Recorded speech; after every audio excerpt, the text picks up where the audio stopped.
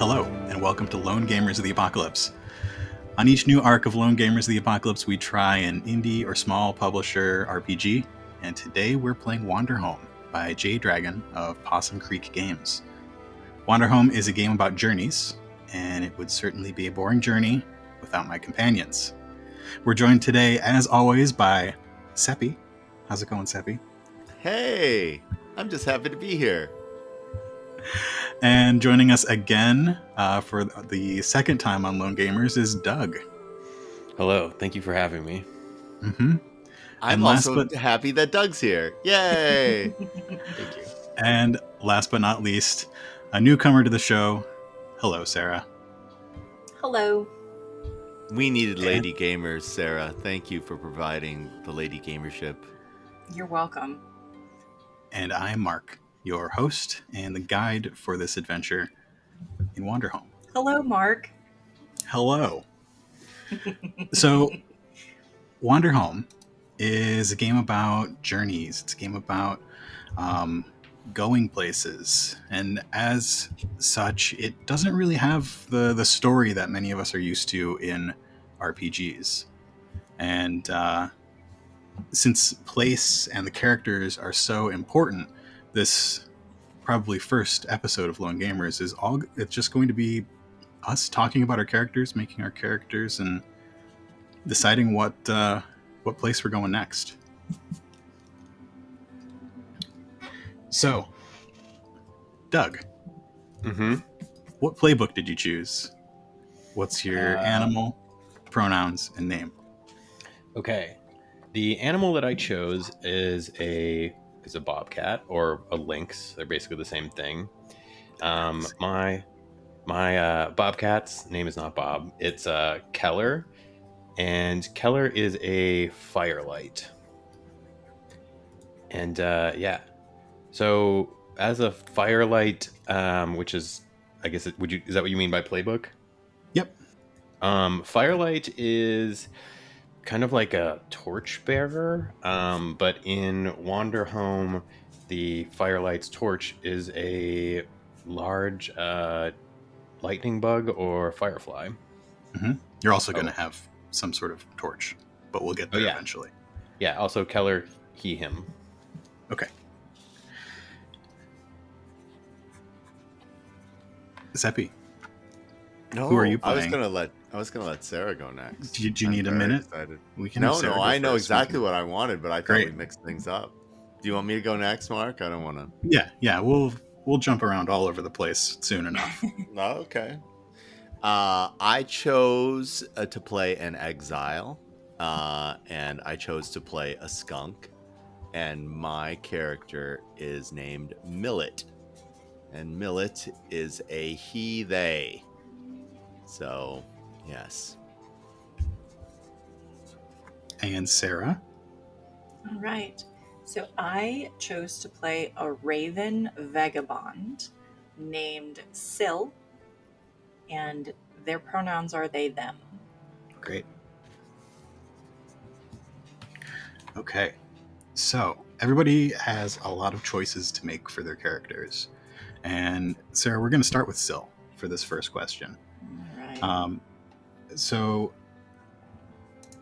as a vagabond, is this on my sheet? It is on your sheet. It's in your playbook. Excellent. The first choice you have is to choose 2 you call yourself and 2 you staunchly insist that you are not. Have you looked at these yet? I have, and I've actually picked this because this one was very easy for me with Syl. Great. So, I am a liar and a cheat, but I am no hero and not a thief. Great. Doug, you're next. Have you looked at this at all? I did. Okay. So yours are choose 2 that you try to be, 2 that you can't be. So yeah, there's a interesting assortment of things I could try to be or can't be. The things that I try to be are endlessly patient and everywhere at once. Interesting combo. I think that made sense. I've watched enough nature documentaries about bobcats because I think they're cool. And the two things that I cannot be are here for everyone and always positive. Okay. How about you, Seppy? You are choose two you are and two you try not to be. Oh, I thought it was choose one you still play and one you no longer understand. Did I go to the wrong place? You're on the second page, but on the first page. Oh, choose two. Page 56. You are, and two you try not to be. Yep. Okay. I try not to be jumpy and explosive. And I tend to be pragmatic and tired. I'd say explosive could be pretty bad for a skunk. It is. Yeah. Yep. All right. Doug, can you describe Keller with your 3 to 4 choices to describe your look? Yeah. I wonder how much crossover the three of us are going to have. Because everyone's got completely different questions. Oh, really? Oh, that's cool. Yeah. I like that about this game. So, yeah, there will be maybe no crossover. Keller carries a reliable wooden staff, has warm and comfortable gloves, carries a small practical knife, and has shining eyes that pierce through the darkness.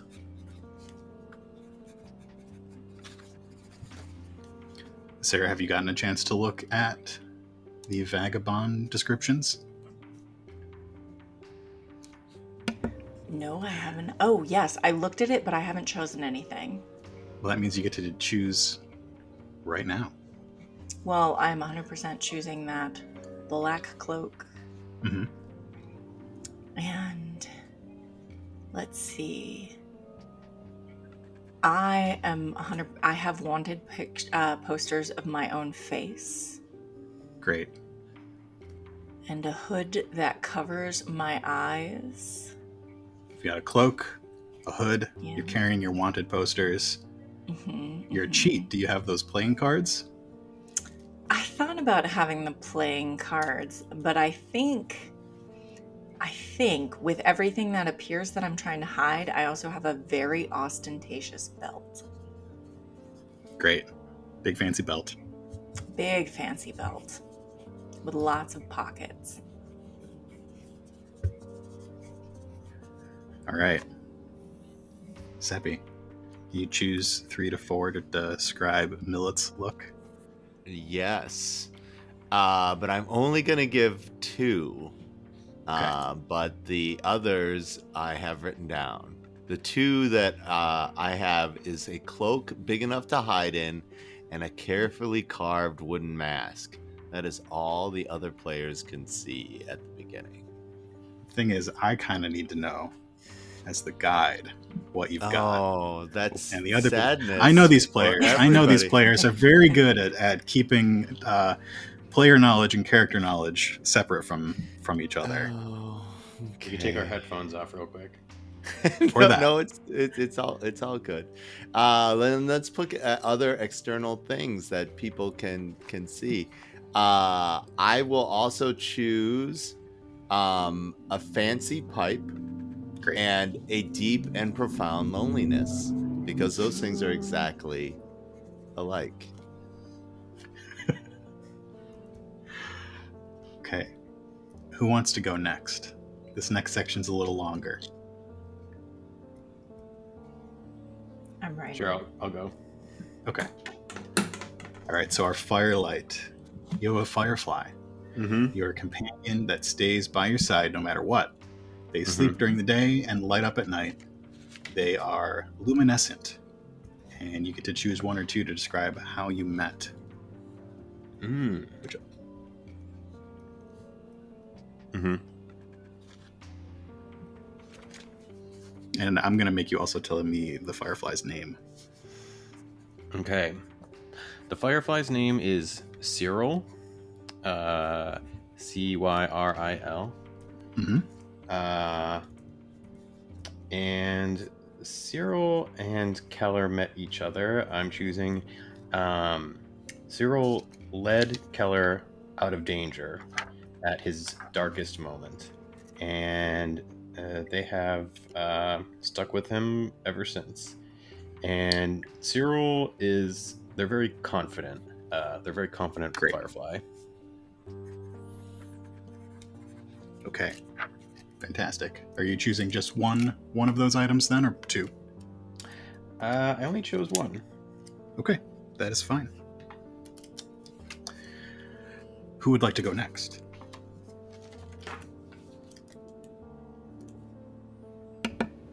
I can. Okay. What have you got? Except my it's our next little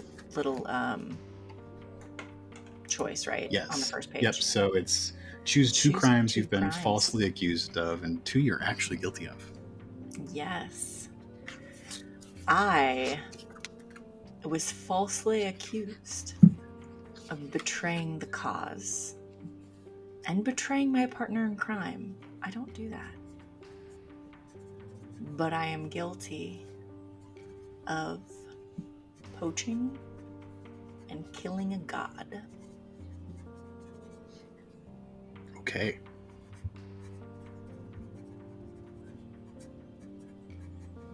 Which I'm now going to write all of those things down. Yeah, as am I, because those will probably come up. Yes. All right, Seppy, you want to tell us about Millet? You once had a place you called home. It's gone now. Yes, it is gone. Choose now. a true reason you cannot return, and one reason you tell everyone else, and one reason you worry is the truth. The true reason is I fled out of shame to help the land heal. The reason that I left, I tell everybody, it is because of familial obligations, and I worry that the place never existed.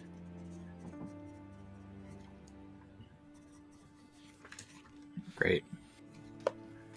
I've got to make sure I get those down right. I think we're going to continue in this order so that everybody has time to write things down. Doug, choose one light that you still keep lit and one that died out long ago, and tell us about them. Okay. The one light that Keller still keeps lit is a rusted iron lantern that his mother carried before him. Yeah, it's rusted and it's iron and I think it's aged, but it still is functional. And the light that died out long ago is a wisp, a small, forgotten, many-faced god who is in love with my Firefly. That is a very interesting choice for that, because that means... Yeah, Do you have Wisp? So Wisp is the name of the god. Do you have Wisp with you? Or did you leave Wisp somewhere along the way?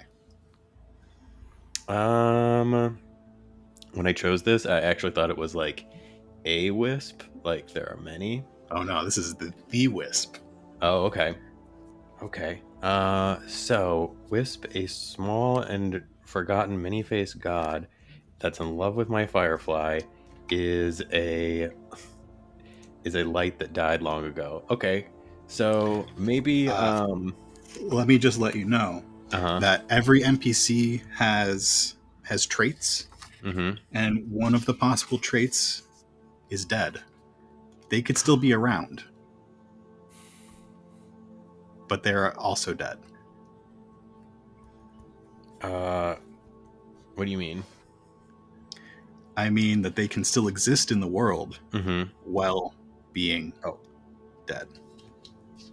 I think that they still exist in the world and are alive, and maybe that the light that died out long ago was the loving relationship between my Firefly and Wisp. Okay. That's so tragic. Is our vagabond going next? Yes, I certainly can. I So carry your with me. Yep, go for it. Oh, yeah, we should just read the whole question, huh? Yeah. Yep. It says, choose one I carry with me and one that's been stolen from me, and I will tell the table about them. So I carry with me my shadow, which moves of its own volition. And I've had stolen a pink orchid. It is the symbol of my time with the rebellion, which also happens to be the cause that I was accused of betraying. And you no longer have it. It's been stolen from you. It's been stolen from me. It was stripped from me. Okay. Millet? I have one item I still play, and then I have another I do not understand. So on my person, tucked into the giant cloak, I have an ancient violin enscrolled with gold battle scenes that once was sort of a victory march item as part of the band for people to go to war. And I got it as a kid, and I used to play it, practicing countless hours, waiting for my mother to return. The thing that you'll catch me humming that I've forgotten the words to is a lullaby my father would sing to me when I fell asleep. Does that meet the requirements? It does. Okay. All right. Back around to Doug. Mm-hmm. You get to ask the other players one question each. Mm-hmm. You see those questions on your playbook? Mm-hmm. Okay.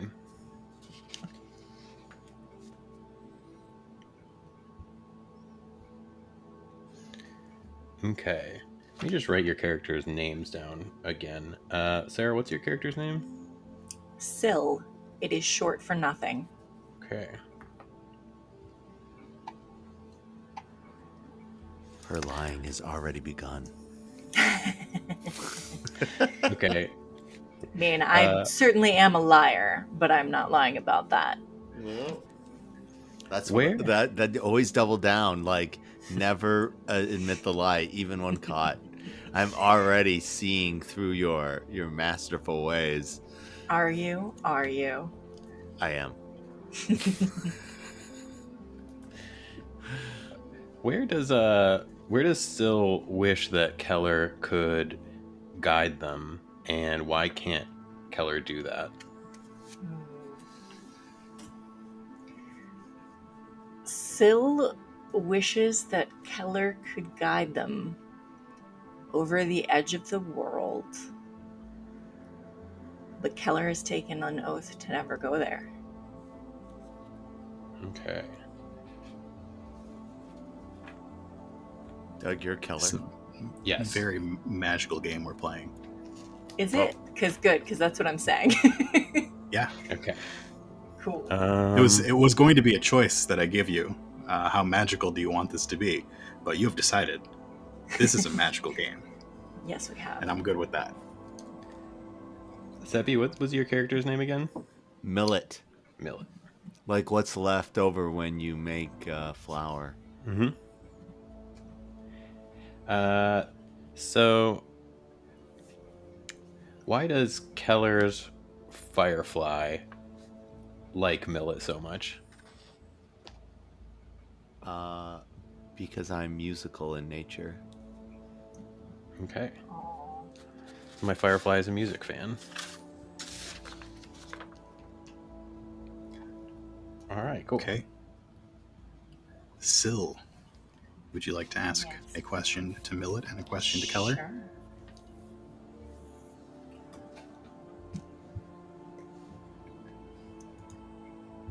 All right. And who is to my left? That's you, Seppy. What do I still have to do to earn Millet's trust?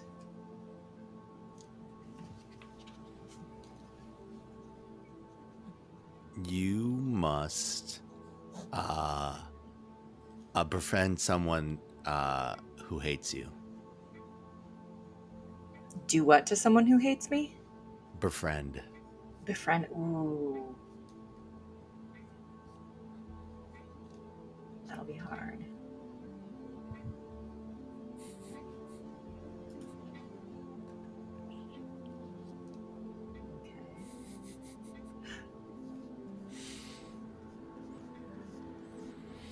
All right. Doug, Mm-hmm. how did Keller and Syl get off on the wrong foot?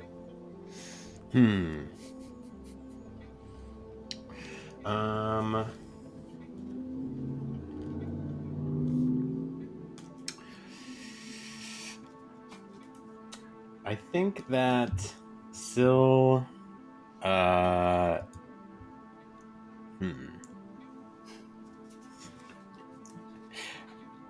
trying to look at my like characteristics and decide. I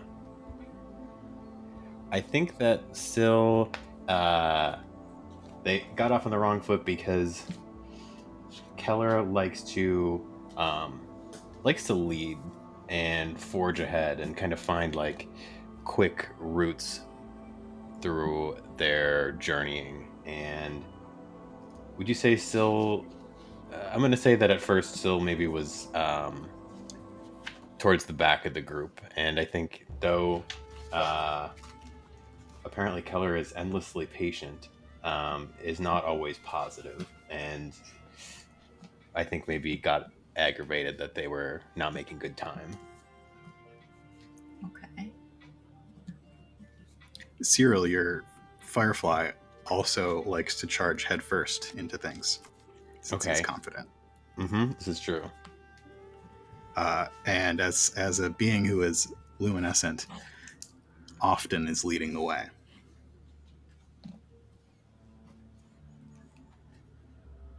All right. Who else has questions? I think I have not asked some Millet questions. Millet. I don't like these questions. All right. We're going to ask Syl. How did you help me when I felt like no one else would? Ooh. I gave you hope for one day finding your home by telling you I know where it is.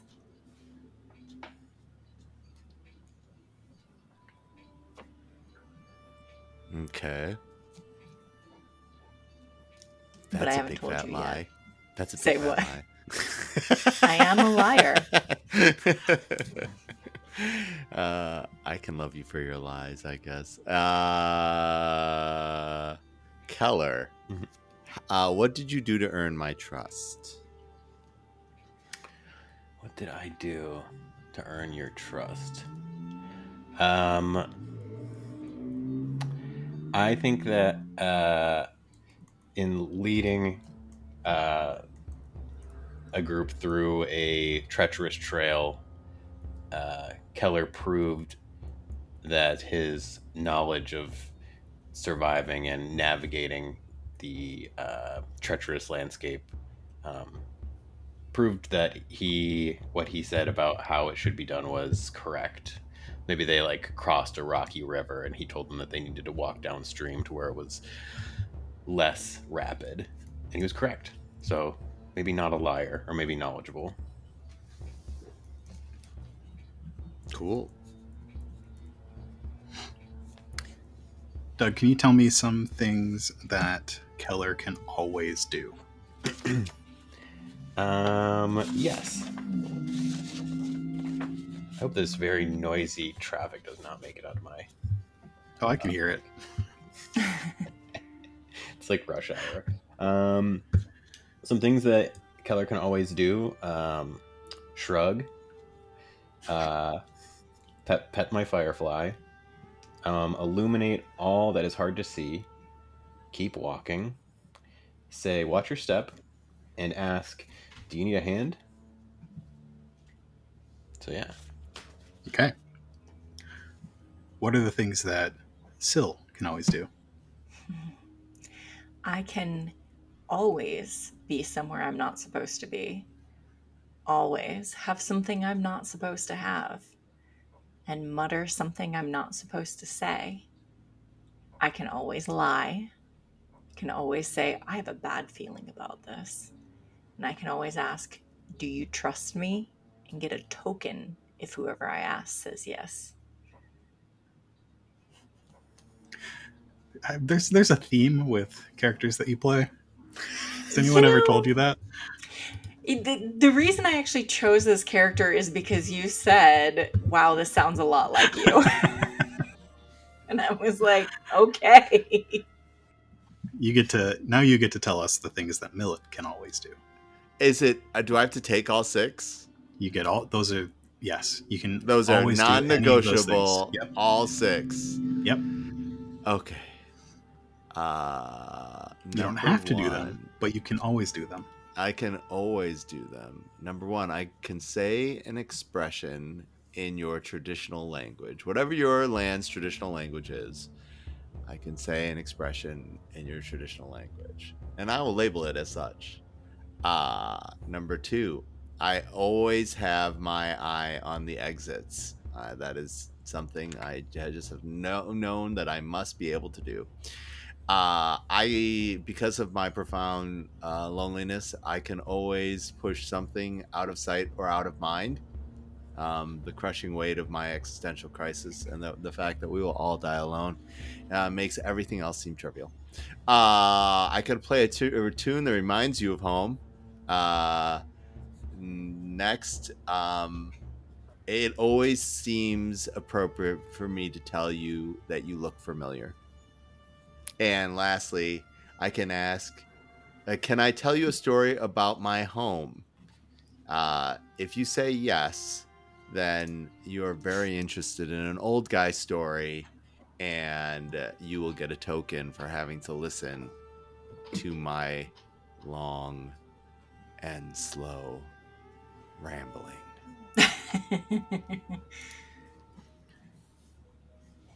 Seppy, I'm sensing a theme with characters that I've played with you as well. Oh, tell me about Seppy's characters now. Oh, we'll talk about it later. We'll talk about Seppy's snail at some future date. Hey, this character is nothing like Pyric. Pyric is explosive. And, and never tired. He's always got too much energy. Okay. Does everybody have their D6s ready? Yes. I have another question. Go. Should we care about this last question? It isn't. We're not playing in a holiday, so we're gonna pass on that last question. So if we were playing multiple games and the seasons would pass, we would get to holidays, and then we would get to go into that last bit. To grow as characters and people. We're not doing mistletoe in summer. No, we're not doing that. I thought we were gonna do mistletoe in summer. Aww. Doug, please roll a d6. 6. Okay. He is also lying. I don't know if 6 is good. Seppy, Like please roll random. a d6. Mine doesn't have any facing. Should I roll one? You should probably have one with numbers, yeah. Oh, okay. I have one with symbols. Can I roll them with wacky symbols? As long as you know what number those symbols mean. I have a D6 is actually a D3. Can I do that? Yes, actually, yes, that'll work. Really? Yeah. At least for this first question. All right. I'll roll a D3. I got a 2 on my D3. Okay. And Sarah? I have a 5. Okay. Doug, give me one more. Another roll? Yep. 5. Interesting. Sarah? All right, let's see here. 4. Okay. All right. Seppi, one more roll. Should I roll a d6? You should probably Or roll a you can roll it. d6. Or just choose a Like, number add it between 1 and together. 6. I rolled a 2 anyway because that's the most Okay. hysterical Great. thing. So the place that we're visiting today is it is 3 things. It has 3 natures. The first one, the one that Doug rolled, is it is a road. The second one, the one that Seppi rolled, is that it is a glen. And the third one, the one that Sarah rolled, you don't get to go back there, is that it is a hillock. What is a hillock? We'll get there. Oh, good. I'm not the only We're one. gonna start with road. Okay. And this is where I'm going to share some things in our chat for you to see. Ooh. So a road is a place that exists for traveling through. Okay. Roads also have things that they can always do or be. So road can always describe something passing by. It can always keep someone from getting where they're trying to go. And it can always push someone forward and give them a token.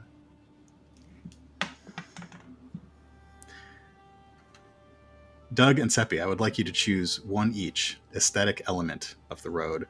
And Sarah, I would like you to choose one folklore about this place. Oh. You see what you're referencing? I do. Yes. Okay, cool. So we each pick 2, or are we gonna team up and pick 2? You each pick one. Oh, we each pick 1. That seems better.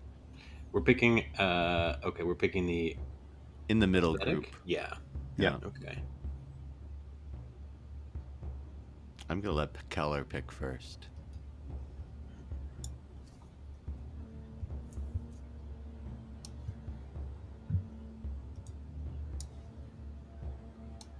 Do you see that snail at the top of the trail? I like that snail. Mark, do you see that Yes. snail at the top of the I do. trail?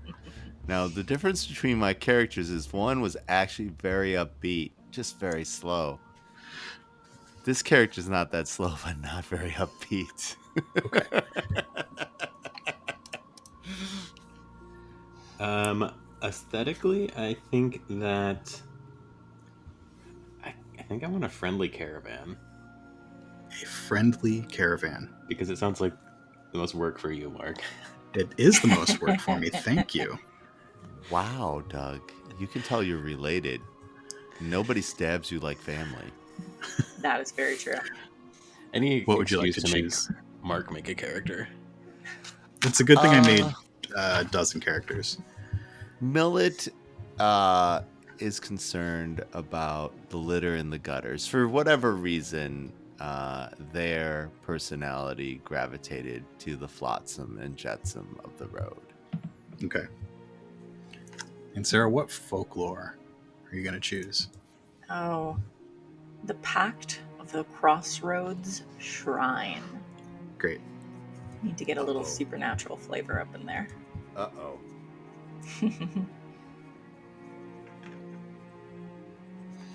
Okay. Next up is a glen. A glen is a place overflowing with creatures and bugs, alive with movement and presence. This place can always send it to you. This place can always describe a world teeming with life. It can always show a conflict between wild creatures, and can always introduce a new buggy creature and give someone a token if they engage with it as an equal. Seppy and Sarah, you get to choose the 2 aesthetic elements, and Doug, you get to choose the folklore. Excellent.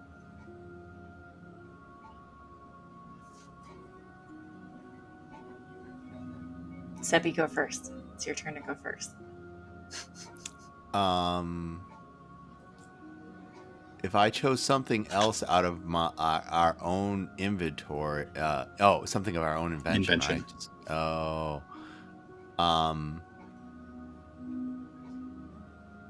Okay. The Glen has a lighthouse, giant sentinel mushroom lighthouse. Okay. Exactly how that is come to be is unclear. Is it just a natural phenomenon with certain kind of light bugs in it? Is there an old god who's taken resident luminescently at the top? It is unclear. But what it looks like is a giant sentinel mushroom at the top of which is a light, and that you might be able to transverse it. Okay. It also has little fey creatures that appear and disappear at random places. We're just going to make up our own stuff. It's better. You'll see some fey kind of flit across one way, and then suddenly it's over on the other side of the glen. And it's teeming with them. In the folklore, Yes. it involves a meadow in this glen, the Meadow of the Lightning Dancers, which maybe will pertain to what Sarah just said, or maybe will pertain Yes. to fireflies in some way. Okay. The Meadow of the Lightning Dancers. Okay.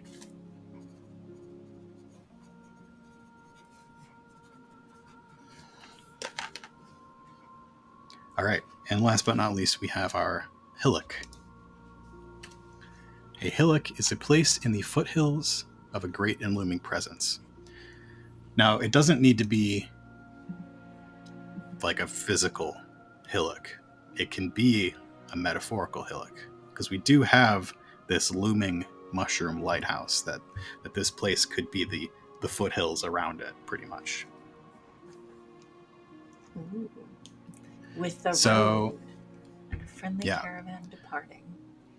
This hillock can always describe what we stand in the shadows of, can always show a threat that's up ahead, and it can always ask, what are you worried lies up ahead? And you get a token if you're right. Sarah and Doug, you are on the aesthetic elements, and Seppy, you get to choose the folklore.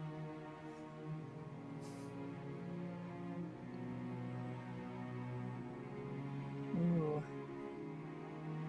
I'll go first. There is a strange pile of mushroom-shaped stones.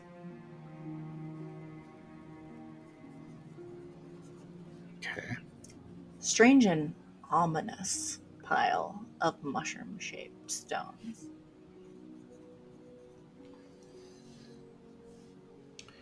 I like evidence of distant strangeness. I think that strangeness maybe takes the form of like a strange fog that's sort of surrounds this this looming tower, and what strange things that fog may hide.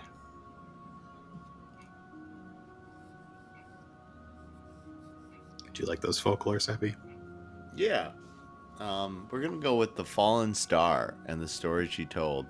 That might be the light in the lighthouse, but no one really knows for sure because the fog keeps everyone away, despite the fact that the light of the lighthouse is trying to draw it to them. And the little fairies flicker through. Okay. If anybody out there on the internet wants to hear a different version of the Fallen Star and the stories she told, they should check out Dicey Cantina's Hopco, where we played Wanderhome a few months ago and also got Hillock, and also used that same story to tell what I assume is going to be a very different story than the one we're going to tell today. Callback. I love a callback. All right. So there's one last thing to decide before we begin our journey. What time of year do you think it is? It's the fall because I'm longing for that right now. Okay. It's the winter of my discontent. I like it. All right, so we're gonna go with the season of Breathe, which is one of the autumnal seasons, and it's going to be, let's see, it's the month of Gatling. Gatling is the shortest month and brings Breathe to a close with hot days and cool evenings. So it's sort of like our September, at least up here in the north. What's it called again? Gatling. I will drop a screenshot of that one as well. Thank you. Because there are a lot of things. We don't have to hit every single thing while we're playing, but some of these things will influence. Are you gonna say hello? Sarah, you're on the first question here on Gatling. Choose one that this place lacks and all the others are present. So the choices here are clear, starry skies, a constant breeze, cold nights, and the smell you imagine home would smell like. It so lacks 3 of those things the are here. smell you would imagine home would smell like.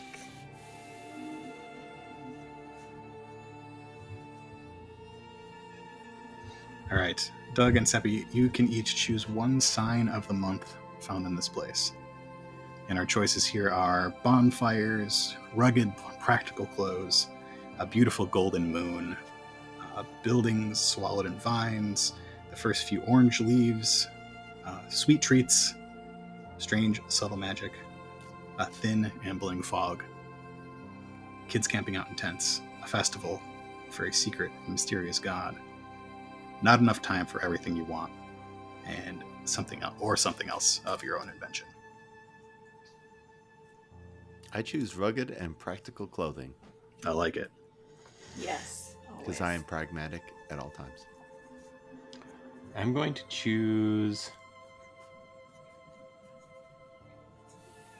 a beautiful golden moon.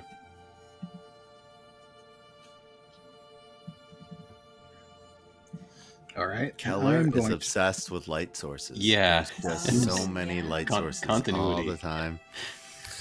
I just need the darkness, Keller. Why are you doing this? I'm gonna add sweet treats.